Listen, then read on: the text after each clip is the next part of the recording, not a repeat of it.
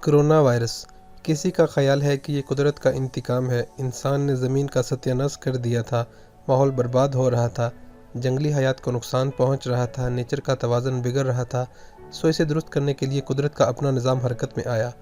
ایک وائرس نے جون بدلی اور انسان کو پیچھے دھکیل دیا۔ اب ہمیں خود میں جھانکنے کی ضرورت ہے۔ مسئلہ وائرس کا نہیں، ہماری خود غرضی اور مردہ ضمیر کا ہے۔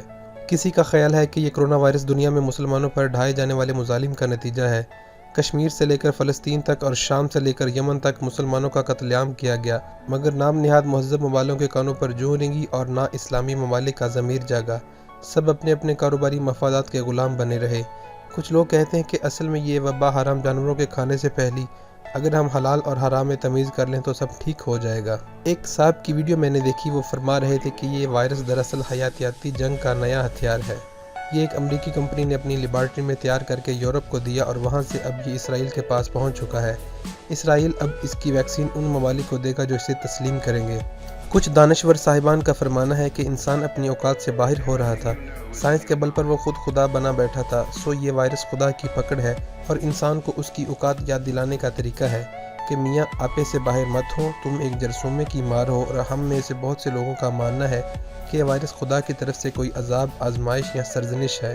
ہم گناہوں میں اسے بھول بیٹھے تھے، سو اب توبہ اور استغفار کا وقت ہے، آئیں گناہوں کی معافی مانگتے ہیں۔ مجھے نہیں معلوم کہ کرونا وائرس کی آفاقی تعبیر درست ہے یا روحانی، اس کی مذہبی وجوہات تلاش کرنا صحیح ہے یا سائنسی، مگر ایک بات طے ہے کہ ہم جس بھی تعبیر کو ٹھیک سے سمجھیں گے، علاج بھی اسی میں ڈھونڈنا پڑے گا۔ مثلاً پرانے وقتوں میں جب لوگ وباؤں کا شکار ہو جاتے تھے یا کسی آفت میں مبتلا ہو جاتے تھے تو ان کا خیال ہوتا تھا کہ دیوتا ان سے ناراض ہو گئے، سو پھر وہ کسی انسان کی قربانی دے کر دیوتاؤں کو راضی کرنے کی کوشش کرتے تھے، کیونکہ انہیں یہ علم ہی نہیں تھا کہ کیسے کوئی وائرس انسانی جسم میں داخل ہو کر بیماری کا سبب بن سکتا ہے اور وبا کی شکل اختیار کر سکتا ہے۔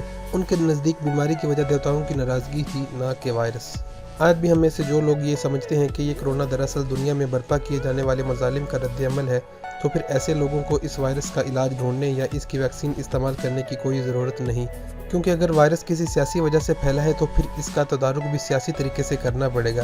ویسے بھی جو ممالک مسلمانوں پر ظلم ڈھا رہے ہیں، اگر انہی میں سے کوئی ویکسین بنانے میں کامیاب ہو جاتا ہے تو اصولاً وہ ویکسین بھی ہمیں استعمال نہیں کرنی چاہیے۔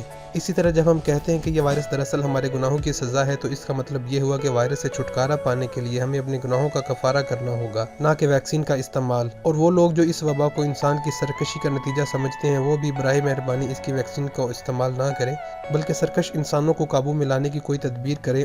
اور وہ جو سمجھتے ہیں کہ یہ وائرس قدرت کا ایک تجربہ ہے جسے قدرت دھرتی ماں کا تحفظ کر رہی ہے، تو انہیں بھی چاہیے کہ وہ اس ویکسین کا استعمال کرنے کی بجائے مراقبے کے ذریعے دھرتی ماں سے گفتگو کریں، یقیناً افاقہ ہوگا۔ یہ دلیل بھی بہت دی جاتی ہے کہ بیماریاں، وبائیں، آفتیں کسی بھی سبب سے ہوں، ان کی کوئی بھی تعمیر ہو، مذہبی، روحانی، آفاقی، سیاسی یا سائنسی، ہمیں ان کا تدارک تدبیر سے ہی کرنا چاہیے، دنیاوی اسباب تلاش کرنا چاہیے اور پھر خدا سے مدد مانگنی چاہیے۔ ان دونوں رویوں میں کوئی متضاد بات نہیں۔ اس دلیل میں بظاہر وزن لگتا ہے، مگر حقیقت میں جب ہم اس دلیل کو اپنے روزمرہ رویوں کے تناظر میں پرکھتے ہیں تو ہمارے تضادات سامنے آ جاتے ہیں۔ ایک طرف تو ہم اس وبا کی غیر سائنسی تشریح پر یقین رکھتے ہیں، مگر اسی بے چینی سے ہم اس کی ویکسین یا دوا کے انتظار میں بھی بیٹھے ہیں جو سراسر میڈیکل سائنس کی تحقیق کے نتیجے میں ایجاد ہوگی، کسی ظالم کو سزا دینے کے نتیجے میں نہیں۔ یہ وائرس کسی سیاسی، روحانی، مذہبی یا آفاقی تعمیر کو نہیں مانتا۔ یہ جراثیمہ اگر شکست کھائے گا تو صرف حیاتیاتی علم سے۔ اس بحث کا ہرگز مطلب یہ نہیں کہ ہم بالکل کسی سائنسی روبوٹ کی طرح سوچنے لگیں اور اپنی روحانی تطہیر نہ کریں۔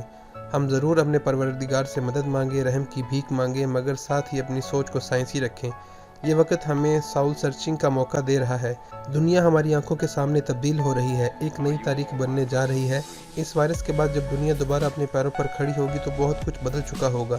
شاید کارپوریٹ ورلڈ ویسی نہ رہے جیسے پہلے تھی، شاید عالمی معاشیات کی حرکات بدل جائیں، شاید زندگی گزارنے کا ڈھنگ ہی تبدیل ہو جائے، شاید ہماری پرائیویسی پر کاری ضرب پڑے اور حکومتیں اپنے شہریوں کو وائرس کے خوف میں مبتلا کر کے ان کی آزادیاں سلب کر لیں، یا شاید کچھ بھی خاص تبدیل نہ ہو اور دنیا ویسی کی ویسی ہی رہے۔ میں نہیں جانتا، میں تو یہ بھی نہیں جانتا کہ اگر کسی کافر نے ویکسین ایجاد کر لی جس کے نتیجے میں انسانیت بچ گئی، کعبہ اور کلیسا آباد ہو گئے، تو اس کافر کے ساتھ ہم کیا سلوک کریں گے؟